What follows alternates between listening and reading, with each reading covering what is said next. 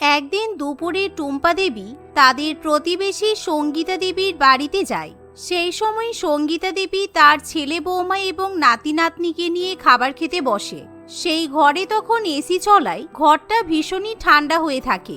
তাই টুম্পা দেবী যখন সেই ঘরে প্রবেশ করে তখন সে ভীষণই আরাম পায়। তার উপর টুম্পা দেবীর বাড়িতে কোনো এসি নেই, তাই গরমের মধ্যে তাকে এবং তার পরিবারকে খুবই কষ্ট পেতে হয়। বাবা, তোমরা সবাই এসি ঘরে বসে খাওয়া দাওয়া করছো? ঘরটা কি সুন্দর ঠান্ডা হয়ে আছে। আমার বৌমাও আমাকে কখন থেকে খাবার খেতে বলছে, কিন্তু আজকে যা ভ্যাপসা গরম পড়েছে কিছুতেই খেতে ইচ্ছা করছে না। আমরা এসি ছাড়া কিছুতেই থাকতে পারি না, বিশেষ করে এই দুপুরবেলায় এসি না চালালে আমরা তো খাবার খেতেই পারি না। এসি ঘরে বসে টিভি চালিয়ে টিভি দেখতে দেখতে টুকটুক করে খাওয়ার মজাই আলাদা। তুইও আমাদের সঙ্গে বসে পড়। বৌমা, তোমার মাসিমাকে ভাত বেড়ে দাও। কিন্তু মা, আজকে তো ভাত তরকারি সব শেষ হয়ে গেছে।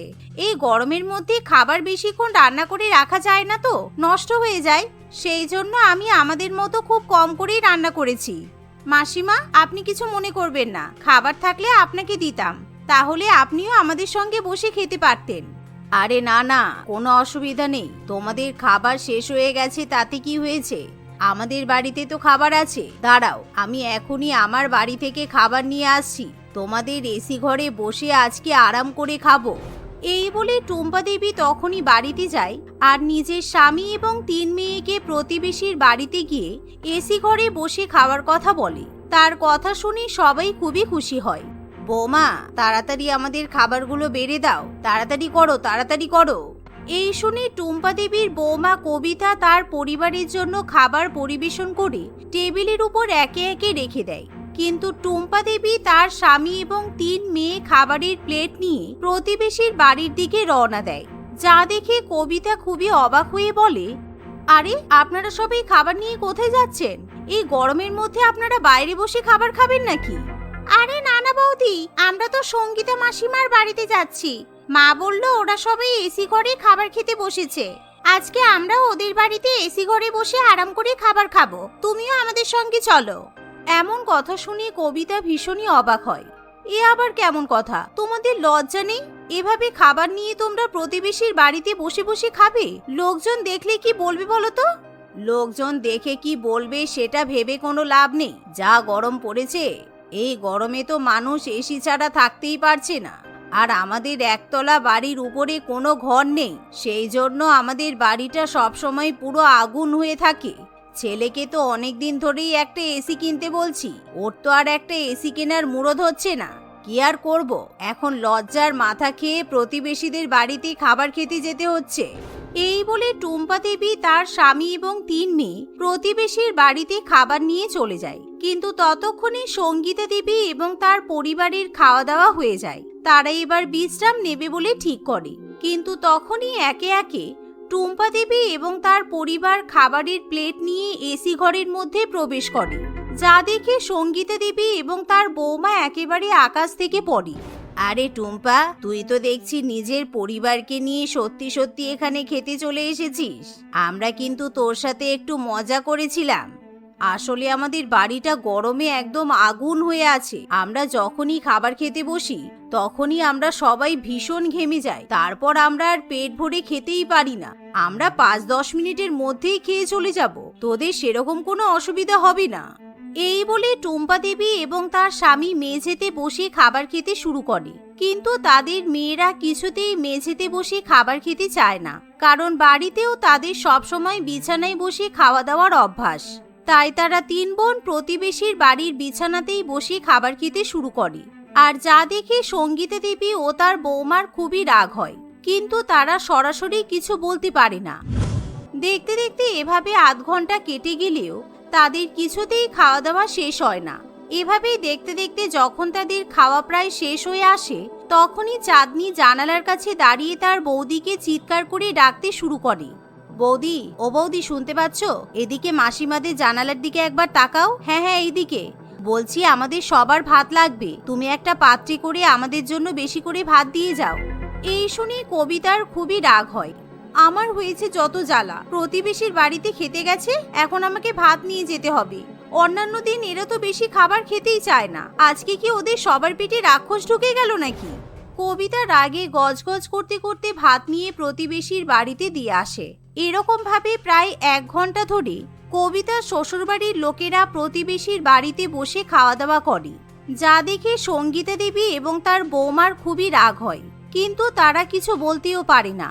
তবে অন্যদিকে প্রথমবারের মতোই এসি ঘরে বসে খাবার খাওয়ার পর টুম্পা দেবী এবং তার পরিবারের ভীষণই ভালো লেগে যায়। তাই তারা প্রত্যেক দিনই দুপুরবেলা এবং রাত্রিবেলা করে প্রতিবেশীর বাড়িতে বসে খাবার খেতে চলে যায়। কিন্তু এতে করে সঙ্গীতা দেবী এবং তার বৌমা কয়েকদিনের মধ্যেই একেবারে বিরক্ত হয়ে ওঠে। ও বৌদি, রাত 11টা তো বেজে গেল, তোমরা ডিনার করবে কখন?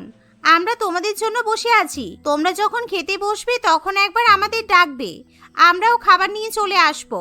আরে এখন তো অনেক রাত হয়ে গেছে, তোমরা এত রাত্রিবেলা আবার আমাদের বাড়িতে খেতে আসবে? তোমাদের দাদা এখনো বাড়ি আসেনি, ওর ফিরতে ফিরতে অনেক লেট হবে। তোমরা শুধু শুধু আমাদের জন্য অপেক্ষা করো না, তোমরা আজকে বাড়িতেই খেয়ে নাও। ঠিক আছে, কোনো অসুবিধা নেই বৌদি, তুমি তাহলে এসিটা চালিয়ে দাও, আমি আমার বাবা মাকে আর 2 বোনকে ডেকে নিচ্ছি, তোমরা পরে খেয়ে নিও। এই বলে রজনী তখনই বাড়িতে যায়। মা, তাড়াতাড়ি চলো, টুকটুকি বৌদিকে বলে এসেছি আমরা খেতে যাব, এসি চালিয়ে রাখবে বললো। বৌদি, আজকে আমাদের খুব তাড়া আছে, আমরা যাচ্ছি, তুমি আমাদের খাবারটা টুকটুকি বৌদির ঘরে দিয়ে আসবে চলো। শোনো, তোমরা ওদের বাড়িতে খেতে যেও না, ওদের বাড়িতে একটা ঘরেই এসি আছে, আর তোমরা প্রত্যেকদিন 2 বেলা করে ওদের বাড়িতে খেতে চলে যাচ্ছ। টুকটুকি কিন্তু এগুলো একদমই পছন্দ করে না, ও পাড়া প্রতিবেশীদের কাছে তোমাদের নামে আজে বাজে কথা বলে বেড়ায়। তোমার কথা আমরা বিশ্বাস করি না, বুঝেছো? আমরা ওখানে খেতে যাই বলে তোমার তো হিংসা হয়। আমি এখনই টুকটুকি বৌদির সঙ্গে কথা বলে এলাম, টুকটুকি বৌদি কত হাসি মুখে বলল তোমরা খেতে এসো, আমি এসি চালিয়ে রাখছি। ওদের সাথে আমাদের খুব ভালো সম্পর্ক, তাই আমাদের মধ্যে এগুলো চলে, বুঝলে? এভাবেই সময় কাটতে থাকে। দিনের পর দিন টুম্পা দেবী এবং তার পরিবারের উৎপাত যেন বাড়তেই থাকে। এখন টুকটুকি সবসময় টুম্পা দেবী এবং তার পরিবারের বিরুদ্ধে ফোন দিয়ে আটতে থাকে, যাতে তারা টুকটুকির বাড়িতে আর খাবার খেতে না যায়। বলছি, তোমরা কিছু মনে করো না, আজকে কিন্তু তোমরা বিছানায় বসে খাবার খাবে না। এই দেখো, তোমরা 3 বোন আমার বিছানার চাদরটা কিভাবে নষ্ট করেছো। সাদা চাদরে তোমরা মাংসের ঝোল ফেলে একদম হলুদ করে দিয়েছো, তাই আজকে তোমরা মেঝেতে বসেই খাবার খাও। আর হ্যাঁ, তোমাদের খাওয়া দাওয়া হয়ে গেলে তোমরা কিন্তু এই চাদরটা ভালো করে কেচে দেবে, যাতে চাদরে কোনো দাগ না থাকে, তা না হলে কিন্তু নতুন চাদর কিনে দিতে হবে বলে দিলাম। আরে বৌমা, তুমি রাগ করো না, আসলে ওরা নামেই বড় হয়েছে, এখনো ঠিকঠাক ভাবে খেতে পারে না, খাওয়ার সময় একটু ছেলে মানুষই করেই ফেলে। তুমি তোমার চাদরটা দাও, আমি আমার বৌমাকে দিয়ে আসছি, ও একদম তোমার চাদরটা কেচে ধুয়ে চকচকে করে দেবে, চাদরে কোনো দাগ থাকবে না। এই বলে টুম্পা দেবী তখনই বিছানার চাদরটা নিয়ে তার বৌমাকে কাচতে দিয়ে আসে। এতে করে কবিতা আরো বেশি রেগে যায়। না না, এবার কিছু একটা ব্যবস্থা করতে হবে মনে হচ্ছে, এরকম জ্বালাতন আর সহ্য করা যাচ্ছে না, আমি আজকেই টুকটুকির সঙ্গে এই নিয়ে কথা বলবো। সেদিনই সন্ধ্যাবেলা কবিতা টুকটুকির সঙ্গে কথা বলতে চলে যায়। তারা দুজনে মিলে বেশ অনেকক্ষণ ধরে যুক্তি করতে থাকে। পরের দিন যখন আবার টুম্পা দেবী তার পরিবারকে নিয়ে প্রতিবেশীর এসি ঘরে খাবার খেতে যায়, তখন মাসিমা, আজকে তোমরা কি খাবার এনেছো? ওরে বাবা, আজকে তো দেখছি অনেক ভালো ভালো রান্না হয়েছে তোমাদের বাড়িতে, ফ্রাইড রাইস, মাটন কষা, আলুর দম, চিংড়ি মাছের মালাইকারি, ওরে বাবা, এখানে চাটনি পাঁপড়ও আছে। যাই হোক, জানো মাসিমা, আমার শরীরটা না ভীষণ খারাপ, ডাক্তার আমাকে এই গরমের মধ্যে রান্নাঘরে যেতে বারণ করেছে। ডাক্তার বলেছে 2 মাস একদম এসি ঘরের বাইরে বেরোনোই যাবে না। এখন যে বাড়িতে কিভাবে রান্না খাওয়া হবে সেটাই চিন্তা।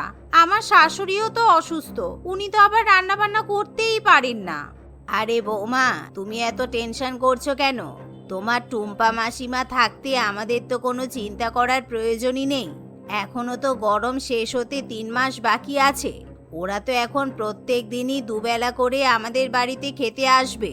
বলছি টুম্পা, তুই কাল থেকে একটু বেশি করে খাবার রান্না করে নিয়ে আসবি, যাতে আমি আমার ছেলে বৌমার নাতি নাতনিগুলো খেতে পারি। এরকম কথা শুনে টুম্পা দেবী এবং তার পরিবার খুবই ভয় পেয়ে যায়। হ্যাঁ, আমার শাশুড়ি মা কিন্তু খুব ভালো কথা বলেছে। দেখুন মাসিমা, আপনারা তো অনেকদিন ধরেই আমাদের বাড়িতে এসে এসি ঘরে বসে খাওয়া দাওয়া করছেন। আমরা কিন্তু আপনাদেরকে কোনোদিনও কিছুই বলিনি। আপনাদের জন্য এখন আমাদের ইলেকট্রিকের বিল অনেক বেশি আসছে, তবুও কিন্তু আপনাদের কাছ থেকে আমরা কখনো ইলেকট্রিক বিলের টাকাও চাইনি। কিন্তু আজকে আমরা বিপদে পড়েছি বলে আপনাদের কাছে একটু সাহায্য চাইছি। এটুকু উপকার তো আপনারা করতেই পারবেন। এমন কথা শুনে টুম্পা দেবী এবং তার পরিবারের মুখ একেবারে বন্ধ হয়ে যায়, কারণ দীর্ঘ 2 মাস ধরে প্রতিবেশীর গোটা পরিবারকে খাওয়ানো মুখের কথা নয়। তাহলে আমরা খাওয়া শুরু করি, খুব খিদে পেয়েছে। মা, এসির টেম্পারেচারটা আরেকটু কমিয়ে দিন। মনে হচ্ছে টুম্পা মাসিমার খুব গরম লাগছে। দেখুন মাসিমা কেমন ঘেমে যাচ্ছে। এই বলে টুকটুকি ও তার পরিবারের সবাই খাবার খেতে শুরু করে দেয়। তারা ইচ্ছাকৃতভাবে এত বেশি খাবার খায় যে টুম্পা দেবী এবং তার পরিবারের জন্য খুব একটা বেশি খাবার বেঁচে থাকে না। তারা কোনো রকমে সামান্য পরিমাণ খাবার খেয়ে বাড়িতে ফিরে যায়। কিন্তু পরের দিন থেকে তারা আর প্রতিবেশীর বাড়িতে গিয়ে এসি ঘরে বসে খাবার খাওয়ার কথা চিন্তাই করতে পারে না। ও মা, কি হলো? আজকে সঙ্গীতা মাসিমাদের বাড়িতে খাবার খেতে যাবে না? আজকে তো ভীষণ গরম পড়েছে, চলো না ওদের বাড়িতে গিয়ে বসে খেয়ে আসি। এই চুপ কর, আমরা আর মোটেই ওদের বাড়িতে যাব না। ওই সঙ্গীতা আর ওর বৌমা ভীষণ বাজে, শয়তান মেয়ে ছেলে একেবারে। আমি খবর পেয়েছি সঙ্গীতার বৌমা একদম সুস্থ, ওর কিছুই হয়নি। আমরা যাতে ওদের বাড়িতে গিয়ে আর এসি ঘরে বসে খাওয়া দাওয়া করতে না পারি, তাই জন্যই ওরা এরকম চাল চেলেছে। 5-10 মিনিটের জন্য ওদের বাড়িতে খেতে যাব, তার বিনিময়ে ওদের গোটা পরিবারকে খাবার খাওয়াতে হবে। আমরা তো 2 দিনে দেউলিয়া হয়ে যাব। বৌমা, খাবার খেতে দাও, আজ থেকে আমরা বাড়িতে বসেই খাবো। শাশুড়ি মায়ের কথা শুনে কবিতা মনে মনে খুবই খুশি হয়। এভাবে সেদিনের পর থেকে টুম্পা দেবী এবং তার পরিবার প্রতিবেশীর বাড়িতে গিয়ে খাওয়া দাওয়া করার কথা চিন্তাও করতে পারে না। তবে খুব তাড়াতাড়ি নিখিল তার বাড়ির জন্য এসি কিনে নিয়ে আসে, তাই এখন কবিতারও গরমের মধ্যে কোনো অসুবিধা হয় না। কবিতা তার পরিবারের সাথে খুবই খুশি মনে এসি ব্যবহার করতে থাকে। মালবিকা তার গর্ভের সন্তানকে বাঁচানোর জন্য সকলের কাছে সাহায্য চাইছিল। মাঝরাতে সে সকলের বাড়ি বাড়ি গিয়ে সাহায্য করার জন্য অনুরোধ করতে থাকে, কিন্তু কেউ তাকে সাহায্যের জন্য এগিয়ে আসে না। মালবিকা প্রসব যন্ত্রণায় ছটফট করতে করতে মাটিতে পড়ে যায়। তখন সেখান থেকে পল্লবী হেঁটে যাচ্ছিল এবং সে মালবিকাকে এই অবস্থায় দেখতে পেয়ে তাকে সাহায্য করে। মালবিকা খুব সুন্দর ফুটফুটে একটি ছেলের জন্ম দেয়। আমি এক হতভাগা মা, আমার বর আমাকে ধোঁকা দিয়ে অন্য কাউকে বিয়ে করে নিয়েছে। আমার এই পৃথিবীতে আর কেউ নেই, আমি আর বাঁচবো না।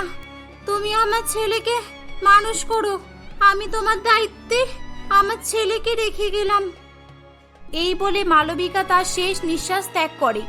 পল্লবী বাচ্চা ছেলেটিকে তার বুকে তুলে নেয়। পল্লবীরও এই দুনিয়ায় কেউ ছিল না। কয়েক বছর আগেই তার স্বামী বাচ্চা না হওয়ার কারণে পল্লবীকে ছেড়ে চলে গিয়েছিল। সেই থেকে পল্লবীর বেঁচে থাকার ইচ্ছাই প্রায় শেষ হয়ে গিয়েছিল। কিন্তু আজকে বাচ্চা ছেলেটিকে পেয়ে সে আবারও নতুন করে বাচ্চার স্বপ্ন দেখে। সে বাচ্চাটির নাম রাখে রমেন। পল্লবী একটি বড়লোক বাড়িতে আগে থেকেই ঘরের কাজ করত। এখন সে রমেনকে কোলে করে নিয়েই কাজ করতে যায়। এই যে পল্লবী, শোন, তুই এত ছোট বাচ্চাকে নিয়ে কাজ করতে আসিস কেন? সারাদিন তো তোর ধ্যান তোর বাচ্চার দিকেই থাকে, বাড়ির কাজকর্মে কোনো মন থাকে না তোর।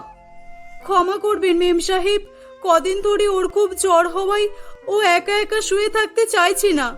কিন্তু মেম সাহেব, আমি তো ওকে কোলে নিয়ে সব কাজ করি। অত কথা শুনতে চাই না। সব সময় বাচ্চার দোহাই দিয়ে কাজ থেকে ফাঁকি মারা ছাড়া আর কোনো কাজ নেই তোর, তাই না? ছাড়, এসব বাদ দে। শোন, কত টাকা হয়েছে হিসেব করে নে, আমি টাকা দিয়ে দিচ্ছি। কাল থেকে আর তোকে কাজে আসতে হবে না। এমন করবেন না মেম সাহেব, আমি বড্ড অসহায়। আমার ছেলেকে মানুষ করার জন্য এই কাজটা করা খুব দরকার আমার। দয়া করুন আমার উপর, আমি সব কাজ মন দিয়ে করব এবার থেকে। আমি যা বলার বলে দিয়েছি। আর তাছাড়া তোদের গরিবদের এই হলো সমস্যা, বাচ্চাকে মানুষ করার ক্ষমতা নেই, আর লোকের বাচ্চাকে নিয়ে বেশি আধিক্যতা দেখানো। যত সব। এই নে টাকা, আর যা, কেটে পড় এখান থেকে। তোর হাতের কাজ ভালো ছিল বলে কিছু বলিনি এতদিন। তোর ছেলে বড় হলে তখন আসিস, কাজে রাখবো। পল্লবী কাঁদতে কাঁদতে সেখান থেকে চলে যায়। সে আবারও অন্যান্য বাড়িতে কাজের সন্ধানে যায়, কিন্তু তার কোলে ছোট বাচ্চা থাকায় কেউ তাকে কাজ দেয় না। পল্লবী নিরাশ হয়ে বাড়ি ফিরে আসে। সে কিভাবে নিজের এবং রমেনের পেট ভরাবে এই চিন্তাতেই বিভোর হয়ে উঠেছিল। রমেনকে ডাক্তার দেখানোর পর সব টাকা ওষুধ কিনতেই শেষ হয়ে যায়। বাড়িতে রমেনকে খাওয়ানোর মতো একটু দুধ না থাকায় বাচ্চা রমেন খিদেতে ছটফট করে কাঁদতে থাকে। রমেনের কান্না পল্লবী সহ্য করতে না পেরে পাশের একটি দোকানে যায়। দাদা, আমার বাচ্চাটা খিদে জ্বালাই কাঁদছে, দয়া করে একটু দুধ দাও না। ও খুব কষ্ট পাচ্ছে, ওর খুব জ্বর। দুধ না খাইয়ে আমি ওষুধ খাওয়াতেও পারবো না, তো দয়া করো, একটু দয়া করো। আমি তোকে ফ্রি তো দুধ দেবো না। আজকাল ফ্রিতে কিছুই হয় না। এক কাজ কর, ওই যে ওখানে বড় বড় দুধের ড্রাম রাখা আছে দেখতে পাচ্ছিস, ওই ড্রামগুলো ধুয়ে পরিষ্কার কর, আর আমার দোকানটাও মুছে সাফ কর, তাহলে আমি তোকে দুধ দেবো। আমি সব করে দেব দাদা, আগে আমাকে একটু দুধ দাও। আমি রমেনকে খাইয়ে শান্ত করি, তারপর সব কাজ করে দেব। দেখুন কিভাবে কাঁদছে খিদের জ্বালায়। আমি কি করব, কাঁদছে তো। আগে কাজ কর, তারপর অন্য কিছু করবি কর, না হলে যা ভাগ। পল্লবীর কাছে আর কোনো উপায় ছিল না। রমেনের কান্না দেখে তার বুক ফেটে যাচ্ছিল। সে রমেনকে পাশে শুইয়ে রেখে কাজ করতে শুরু করে। রমেন একইভাবে কাঁদতে থাকে। পল্লবী চোখে জল মুছতে মুছতে সব কাজ কমপ্লিট করলে দোকানদার তাকে রমেনকে খাওয়ানোর জন্য দুধ দেয়। পল্লবী বাড়ি এসে তাড়াতাড়ি করে রমেনকে দুধ খাইয়ে ওষুধ খাইয়ে দেয়। আমাকে কিছু একটা করতে হবে, না হলে আমার ছেলেকে আমি বাঁচাতে পারবো না। আমার ছেলের কষ্ট আমি দেখতে পারছি না আর। পল্লবী অনেক চিন্তা ভাবনা করার পর বাড়িতেই মাটি দিয়ে হাঁড়ি কুড়ি কলসি তৈরি করে এবং সেগুলিকে পাড়ায় পাড়ায় বিক্রি করতে শুরু করে। দেখতে দেখতে রমেন 10 বছরের হয়ে যায়। রমেন এখন একটা ভালো স্কুলে পড়াশোনা করে। একদিন পল্লবীর শরীর খুব খারাপ ছিল, এমনকি সেদিন সে মাটির হাঁড়িকুড়ি বিক্রি করতেও যেতে পারে না। রমেন স্কুল থেকে বাড়ি এসে দেখে যে তার মা শুয়ে আছে। মা, ও মা, মা তোমার কি হয়েছে? তুমি শুয়ে আছো কেন? তোমার কি শরীর খারাপ নাকি? না বাবা, ওই একটু মাথা যন্ত্রণা করছিল। তুই বল না বাবা, কি বলবি বল। মা, আমাদের স্কুল থেকে পরের সপ্তাহে পিকনিকে নিয়ে যাবে। আমার সব বন্ধুরা নতুন নতুন জামা প্যান্ট জুতা কিনবে বলেছে। আমাকেও কিনে দাও না মা, আমি ওদের সাথে পিকনিকে যেতে চাই। ঠিক আছে বাবা, তুই চিন্তা করছিস কেন? আমি তোকে নতুন জামা জুতা সব কিনে দেব। তুইও তোর বন্ধুদের সাথে পিকনিকে যাবি আর অনেক মজা করবি, কেমন?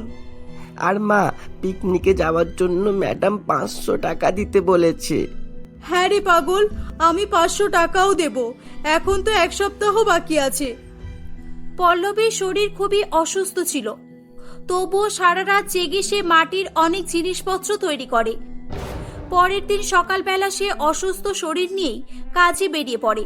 সে পাড়ায় পাড়ায় ঘুরে বেরিয়ে জিনিসপত্র বিক্রি করে তার ছেলের পিকনিকে যাওয়ার জন্য টাকা জমাতে থাকে। এভাবেই পল্লবী রমেনের ছোট ছোট সব ইচ্ছা পূরণ করে তাকে বড় করে তোলে। মা, আমি শহরে যাওয়ার জন্য বেরিয়ে পড়ছি। কালকে আমার ইন্টারভিউ আছে। উপরওয়ালার কাছে প্রার্থনা করো মা, তোমার ছেলে যেন ভালো একটা চাকরি পায়, আর আমি যেন তোমার জীবন থেকে সমস্ত দুঃখ কষ্ট দূর করে দিতে পারি। হ্যাঁ বাবা, উপরওয়ালা তোর মনের সমস্ত মনোকামনা পূরণ করুক। সাবধানে যাস বাবা, আর নিজের খেয়াল রাখিস। রমেন চাকরির সন্ধানে শহরে চলে যায়। কিছুদিনের মধ্যেই সে একটি ভালো চাকরিও পেয়ে যায়। চাকরি পাওয়ার পর সে শহরেই ঘর ভাড়া নিয়ে থাকতে শুরু করে। রমেন তার মায়ের কথা ভুলে গিয়ে তার চাকরি জীবন নিয়ে ব্যস্ত হয়ে পড়ে। আমার ছেলের ফোন এসেছে? আমার ছেলে কোনো খবর দিল?